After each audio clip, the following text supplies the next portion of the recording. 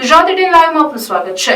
સાવલી ડેસર તાલુકા નિવૃત્ત કર્મચારી મંડળની મીટિંગ મળી। સાવલી ડેસર તાલુકા નિવૃત્ત કર્મચારી મંડળની સામાન્ય સભા સ્થાનિક સાંસદ ધારાસભ્યની પ્રેરક ઉપસ્થિતિમાં યોજાઈ હતી।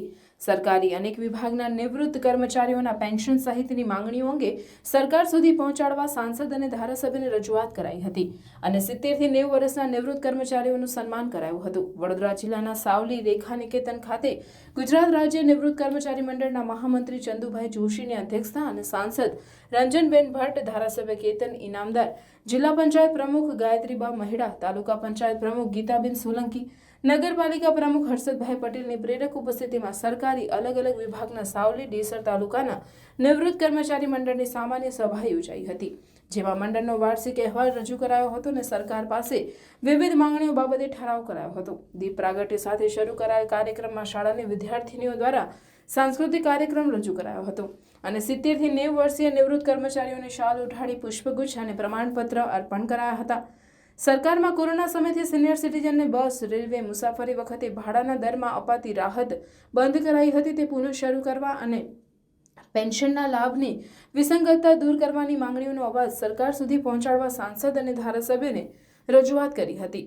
આ પ્રસંગે સાવલી ડેસર તાલુકા નિવૃત્ત કર્મચારી મંડળના પ્રમુખ ધીરુભાઈ જાદવ, મહામંત્રી છગનભાઈ સોલંકી સહિત અન્ય તાલુકાના હોદ્દેદારો ઉપસ્થિત રહ્યા હતા।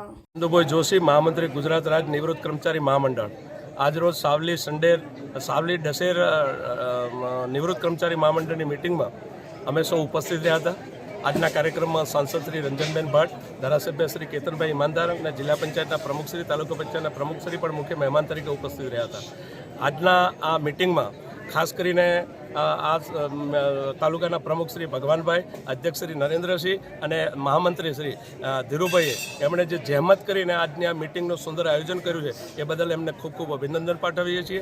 અને આજના આ કાર્યક્રમમાં 70 વર્ષ અને 80 વર્ષથી ઉપરના જે કોઈ મારા પેન્શનરો હતા એમનું સન્માન કરવામાં આવ્યું અને સાથે સાથે શુભેચ્છા પાઠવવામાં આવી। ભગવાન એમનું આયુષ્ય સારું રાખે અને એમને 100 વર્ષ સારી જિંદગી જીવાડે એવી શુભેચ્છા પણ પાઠવવામાં આવી। કેટલાક અમારા પ્રશ્નો હોય એની પણ ચર્ચા કરવામાં આવી। ધારાસભ્યશ્રી, સભ્યશ્રી તરફથી અમને ખાતરી પણ આપવામાં આવી કે તમારા જે પ્રશ્નો છે એની ચોક્કસ જગ્યાએ અમે રજૂઆત કરશું। ખરેખર દિલથી હું કહું છું કે આજનો આ કાર્યક્રમ ખૂબ જ સુંદર અને ખૂબ જ સરસ રહ્યો, એ બદલ સાવલી તાલુકાના તમામ પદાધિકારીઓનો હૃદયથી આભાર વ્યક્ત કરું છું। જય હિન્દ, જય ભારત।